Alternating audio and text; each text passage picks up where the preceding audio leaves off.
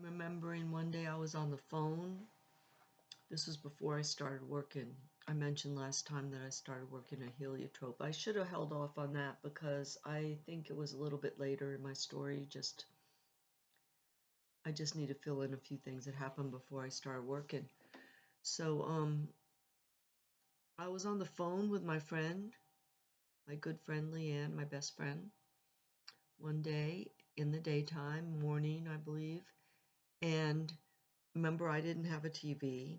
She did. She had the satellite dish, and she had the TV on. And she's talking to me on the phone, and all of a sudden, well, she told me that the space shuttle was going up. The next thing, she screamed and started crying because it blew up.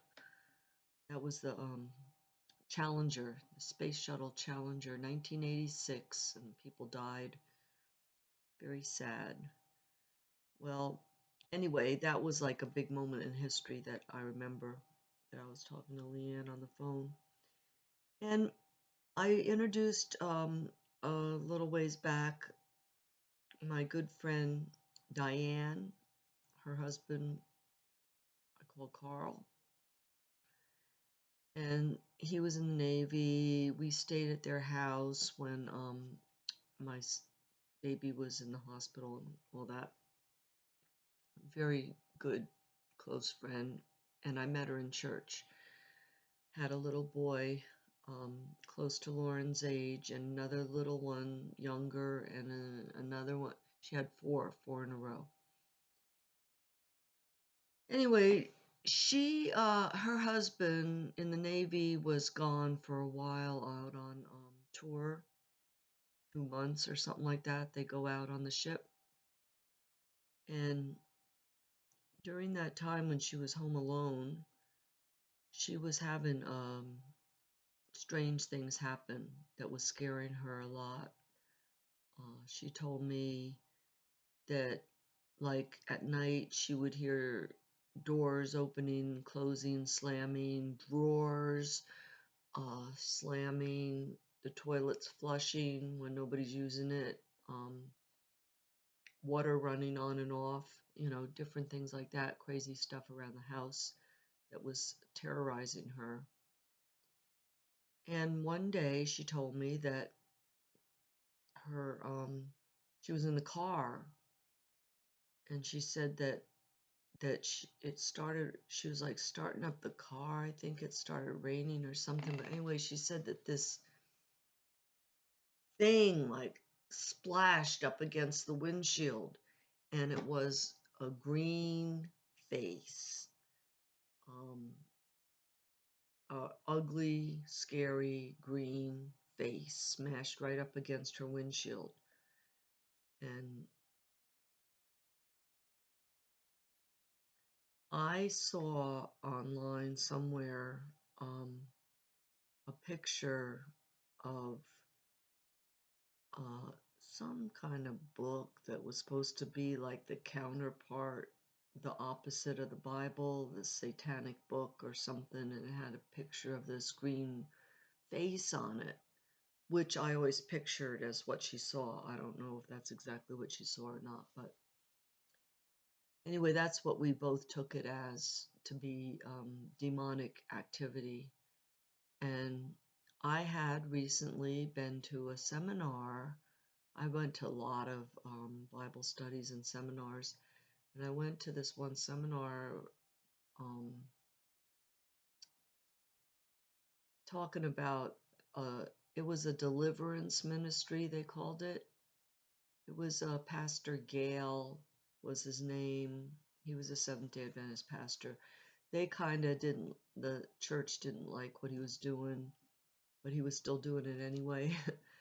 And he was friends with the Vendons, who lived on over near me, down my road, and that's how I ended up going to it was a whole weekend seminar about how to face and deal with demons. And so when she told me all this, I felt like I knew what to do.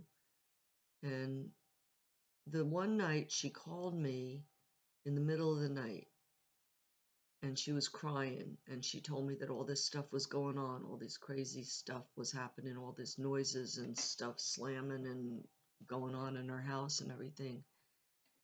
And it was in the middle of the night, so I just got my Bible out, started praying with her. I prayed, we prayed, and I just started reading out loud.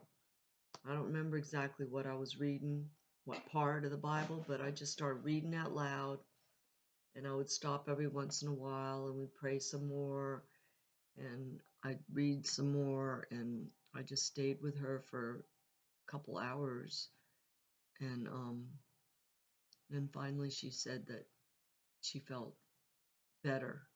She said she felt better, she felt peace, she felt God, and she said she could go back to bed, and it never happened again. So that was my first experience with demonic activity. Another one coming up. So on a lighter note, when I did finally get to work at Heliotrope, my boss, the controller, he was a nudist, and he invited me to the nudist camp that he and his wife went to, and he actually met her there. She was there naked with her parents one time, and that's how he met her. And anyway, I didn't want to go. I told him, I'm not interested. I said, if I did want to go visit a nudist camp, it wouldn't be the same one that you're at. But it was interesting, He gave me the newsletter. It had pictures and all, had pictures of them, including him, playing tennis and volleyball naked with their shoes and socks on. And he explained to me about how they're real careful about pedophiles, and when somebody new comes to the camp, they follow them around um, anonymously, like they have secret agents that follow them around in the beginning when they're new to make sure that they're not there for sex, because the purpose is not sex, it's just to be free and open and naked. And anyway, I wouldn't go, but that was interesting. That was my boss. And I am going to tell you now because there's plenty of time. So my mom sold her house. It was 1987, I believe, that nice big house we had. She sold it. So she had paid $11,000 for it back in 1957 and sold it for $165 in 87. So she decided to have like a family reunion and invited everybody to come to the house to get together before she sold the house. So that my sister from Japan came, and that was the first time I met her.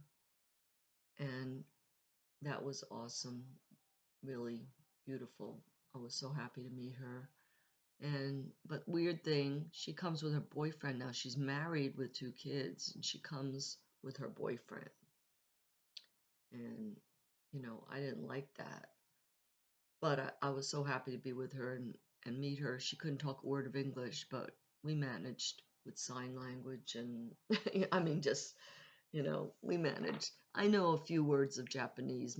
I knew more Japanese than she knew of English. And my brother was living there. His girlfriend was there, and their little boy. I came with my 3 kids. Bob was not able to come. He was working. He wasn't able to come. We didn't have money for him to come. He didn't have that vacation time or whatever. My cousin, who I mentioned, who was with us in San Diego, I think he had gotten transferred elsewhere by then. We hadn't seen him in a while, and he came with his 2 girls and his wife, which was very sweet. I was so happy to see them again, and they got to, get with their cousins and all. So that was really cool. And I really bonded with my brother's wife at that time, Lori, we are the ones that uh, cleaned the bathrooms every day and made sure the kitchen was in order and everything, and went to the store and did all that kind of stuff. Now, I remember it really hurt my feelings because I had, I was vegetarian and my kids were. And of course, they were cooking some meat up. And I wanted to go. They had a nice place down the road where they sold fresh produce, and corn on the cob was always really good.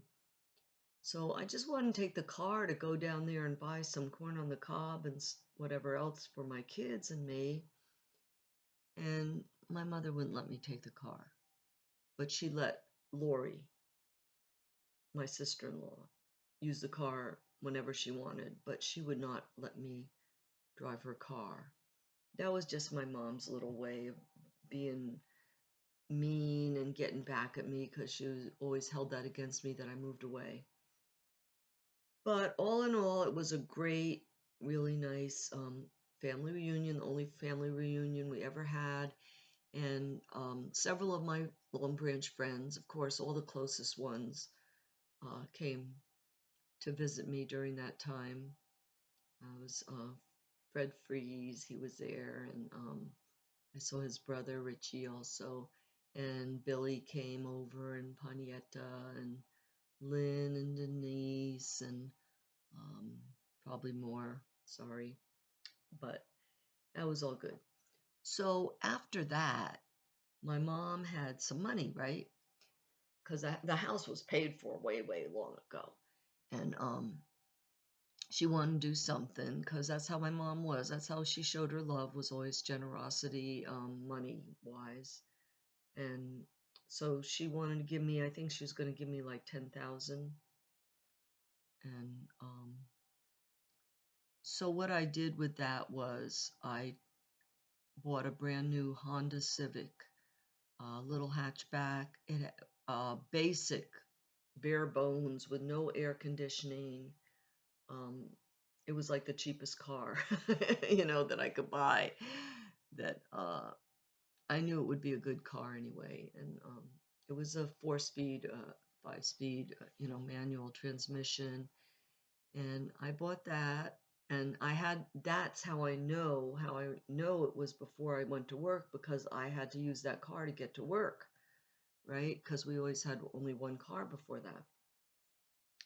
So the other thing was that my mom wanted me to do, she wanted me to get a boob job.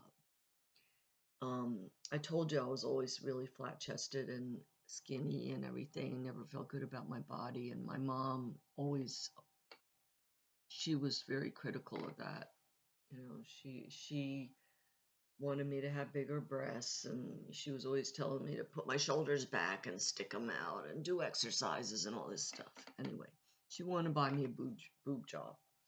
So, my breasts were nothing, but they got filled out when I was pregnant and nursing. And then after I finished nursing the twins, they deflated again. And they really were worse than before. It was bad. So I said, yeah, I'll do it. So I went to the doctor in San Diego to get that done. He says to me, I told him, I said, I don't want to look like, I'm not doing this to look sexy. I don't want to be um, voluptuous or anything like that. I said, I just want to look normal. I just want to fill out an A cup and I'll be happy. And doctor said, I think you would look good in a C. You would look really good in a C cup. That's what I want to give you is a C. He said, I don't want to do an A. He said, if you do an A, I know you'll want more. Um, you'll be so happy. Be you'll be sorry you didn't get something bigger, and you're going to want more. So we compromised, and I got the B. And now in my old age, just since I retired, I am a C. Because I gained some weight and I gained some muscle because I've been doing all these water aerobics, push-ups and stuff. I've gained muscle up there, and So that's all happened now, and it doesn't matter much anymore. Didn't matter much then, but made me feel better anyway. So, and it's funny because dating after later on in life, after when I was single after my second divorce, really that I did a lot of dating, but it's funny because so many men have mentioned to me how much they hate boob jobs, how they feel like they can talk to me because they still consider me small.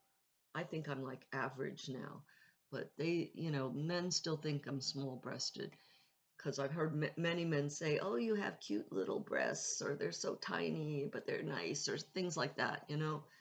And anyway, I've heard many say how much they hate the boob jobs and how much they don't understand why a woman that had nice breasts would want to get them bigger and fake, you know. So I'm just saying that. I don't want you to feel bad if you've done it, but for those of you that are thinking about it, you might rethink that because men don't. I think most men would like you natural, unless you were like me. I mean, I felt like I was deformed. I just wanted to look normal. That's all, just normal. And so and I also have heard of some many actually I've heard of that got the real big ones and then they got them removed when they got older. They were sorry they got them and didn't want them anymore for whatever reason. So I guess let's see, is that all I have to say for today? We got the new Honda. We had this other car that was for Plymouth or something that this was our other new car that Bob was using to go to work. It had that wood, look on the side. Um, I got a couple minutes, so I'll show you a couple pictures. This is kind of near the same time, I think. But we went to Las Vegas. We borrowed that truck. I don't know why Bob wanted to bring that truck. It was a co-worker's truck, and um,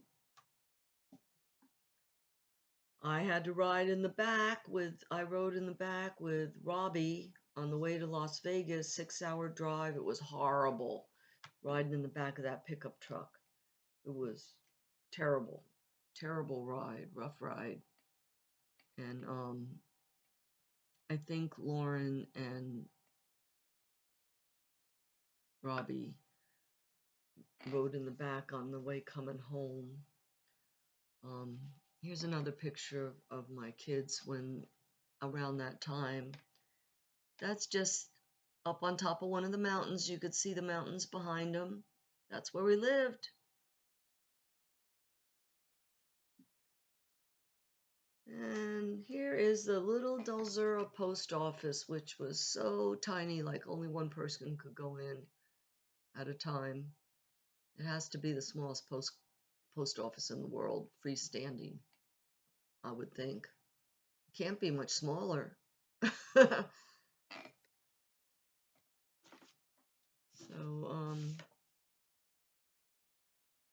I guess that's about it. Here's just a little cute one. Oh, the kids up showing their butts on the mountain. Okay, I thought I had a picture of the car, but doesn't matter. Anyway, don't need to see that. Okay, I'm done now. Thanks for watching, and see you later.